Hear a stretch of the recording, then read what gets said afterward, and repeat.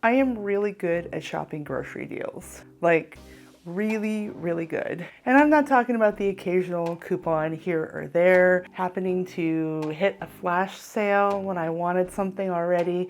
No, I am the kind of grocery shopper who has every single coupon known to man sent to my phone, to my email, to my snail mailbox, and I keep coupons, clip them, combine discounts. I have 5 grocery stores I shop at on the regular, and they're all for different reasons and different rationale. And I have been doing this for over 20 years now. It's something that started back when I was broke as a joke, when I was making $7.11 an hour working at Borders in the early 2000s. And there were times when I was feeding myself and my partner all week for $10 to get to that next paycheck. It was survival back then, and as my circumstances have improved, as I got better jobs, and as I managed to save and invest, and eventually even went into business for myself, I have kept up the habit, and it is something that has gotten me further and further, kind of a secret weapon I always have in my back pocket. It was not unheard of for me to stack a coupon with a rewards offer and a flash sale and get $50 worth of groceries for $8. I did this over and over again. My cupboards were full of cereal that was free because there was a store next to us that would double coupons, and I would reliably go to newsstands where they were recycling old coupon inserts and grab them. And whenever I would do this, I would feel like a genius. It felt good to provide for my family. It felt good to make things work. But as I was sitting there feeling like a genius, I had a weird thought, and it was one that would not go away. If I'm going and I'm doing the loss leader sales, if I'm saving that much money, walking out of grocery stores with $50 worth of groceries for $8, if I'm saving that kind of money, somebody else is probably paying more to offset it. And at that point, I realized that I wasn't just shopping, I was competing with other consumers. And that frankly, the whole economy is set up this way. But for me, my entry into it was grocery deals. Because like a lot of people, groceries were the one area of my budget where the essentials had a little wiggle room. You're not typically able to negotiate with your landlord on rent. You can do a little bit on heating and cooling and power. You can set your thermostat to a more reasonable temperature, and I had already done that. But there are definitely limits to what you can do. But groceries was by far the most variable expense. Food was the most variable expense. I didn't have any money for luxuries or anything beyond the basics. I was barely affording the basics. So this was the one element of my bare bones budget when I was broke that I could control. So what do I mean when I'm saying that I was competing with other consumers? Well, okay, so there are multiple ways that this plays out, but I do think groceries are a really easy way to understand it. In the grocery industry, there is something known as a loss leader. Now, grocery is known for this as an industry, but it's not limited to grocery, and you'll see it in other industries as well if you're looking for it. But a loss leader is an item that is specifically marked down to be sold at a loss so that they're not making profit on it. Maybe they're just breaking even, or maybe they're losing a little bit of money on it in order to drive customers into the store. And then as customers naturally see and buy other things while they're already buying the loss leader, the store recoups the cost. And they're relying on that customer that comes and buys the loss leader to buy other things at full price and kind of offset it. And it honestly works really well. I've seen this a lot with soda. They'll have like Pepsi or Coke or something, and they'll have it marked way down so that they're selling the soda at cost or even at a slight loss, knowing that soda is heavy and typically customers will only buy so much. Actually, sometimes you'll see on these loss leader sales, limit 1 per customer, limit 2 per customer, what have you, because the idea is to drive people into the store. A good recent example in my situation are the eggs at Trader Joe's. So I live in a high cost of living area now. I'm actually on the West Coast. And as you know, eggs have been famously expensive. At my Trader Joe's, I'm able to get a dozen eggs for $3.50. Now, they sell out reliably every day by about 11 o'clock. And they put a limit on them, 1 per customer. Now their stated purpose is this is so that people have more of a shot to get them. But I also, being the savvy consumer I am, suspect that part of why they do this is because they want to attract that many customers into the stores from the eggs. And it's a good strategy. I have found that I will literally schedule my life around these eggs. My husband and I, we will use a dozen eggs every couple of weeks. We mostly use them for baking. We're not people that eat an omelet every morning. Eggs are a cooking staple. But I know that I can go into Trader Joe's and get these eggs, so I will go some slow time right when they've opened. I will get the eggs, and then I will get whatever else I feel like getting at Trader Joe's, and there's some staples that we like and we eat, and I kind of plan my meals around it. That's one of my 5 grocery stores. That $3.50, that's an aggressively low price for eggs, but I stock up on a whole bunch of other stuff when I go there too, and I'm grateful and I'm happy, and I come in regularly to Trader Joe's. Trader Joe's tends to be more of a fun store for us. There are some easy meals we like though, and they're good to have in the freezer to prevent takeout. But I think that, I don't know if I would go like clockwork if they didn't have those eggs. Okay, so now that you've thought about this makes sense. Loss leaders, right? They gotta stay in business, they gotta make money some other way. So a sale has to be offset by something else. Let's look at the example where I've stacked a huge loss leader, coupons, and reward loyalty points onto a single transaction where I'm walking in and spending $8 on $50 worth of groceries. Where do the other $42 go? The store has to stay in business. They have to make a profit. That's what businesses do. Well, they're going to pass those higher costs on to other consumers. If you think about it this way, the way that they work with sales, pricing, and everything, if they didn't offer sales and they just offered things at a standard rate with a standard markup, if they weren't playing these kind of scarcity and loss leader games, things would cost less across the board. You wouldn't have to shop sales. You wouldn't have to go to 5 different grocery stores if there weren't these deals. These deals necessitate that. And so there are customers that are going to shop the deals and do the coupons. And as I'm explaining this, I feel less proud of that and actually more like I'm cutthroat. See, I felt like I was competing with the store, but it didn't occur to me until quite recently. By getting those deals, I am forcing other people to pay more.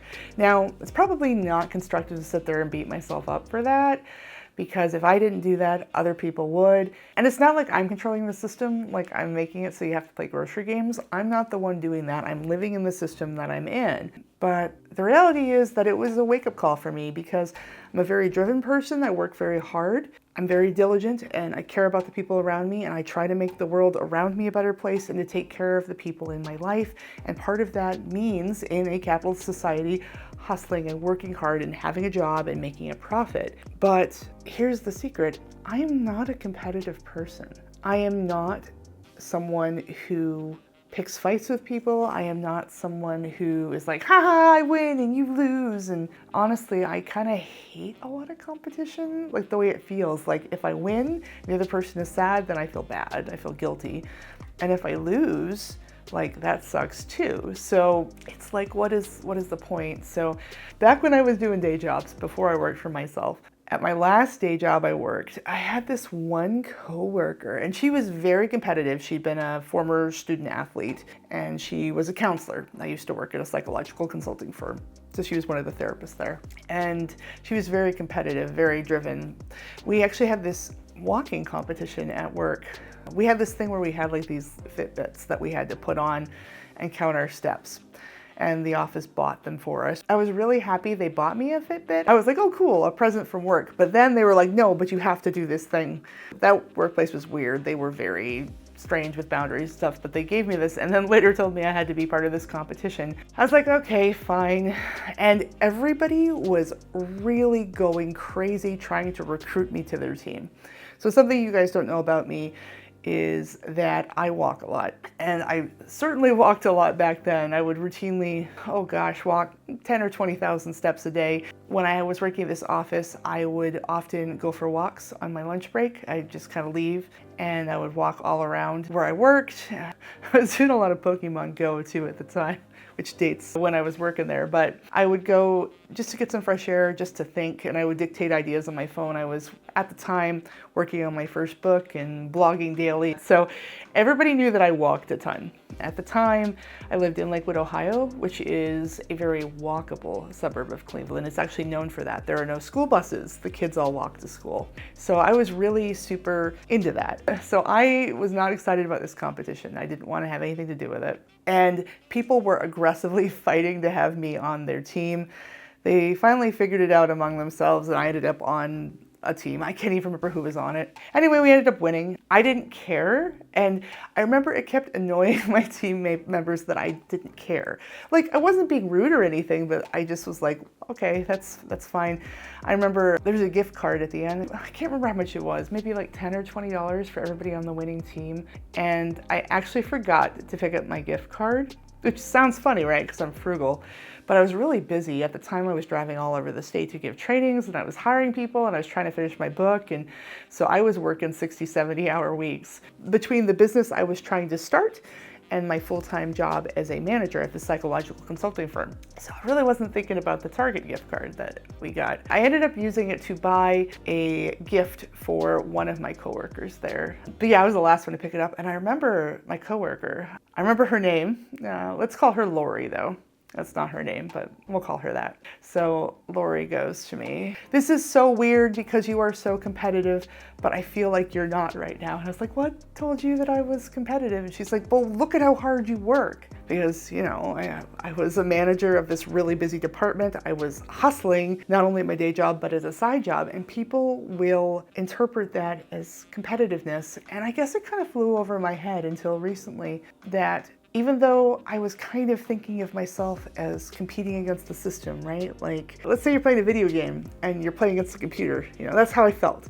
The system is the computer. Capitalism is the system, is the computer. I am working with capitalism to excel and to make money so that I can have a good life for my family. That's a lot different than, you know, you're sitting there and you're playing versus. You're competing against the person next to you. And I tend to not like to play versus against people for the same reason. Like, I'm either really good and they're mad at me and I really feel horrible with that, or they're like really creaming me and like, what's the fun of that, right? Like, it's actually very rare that I can compete against somebody. I just don't really enjoy competition, to be honest. I don't enjoy being a winner or a loser. But it dawned on me that when I was competing against the computer, the grocery store, capitalism, by doing all my combos and my min-maxing and all my gamification of the situation, I thought I was competing against the computer, the store, the system, that I was indirectly competing with other consumers because that's how the system goes. I was competing with other people who were poor and exhausted and struggling too,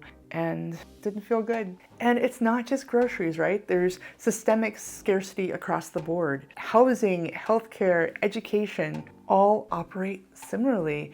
And I am somebody who gets good deals on cars. I got a good deal on my house.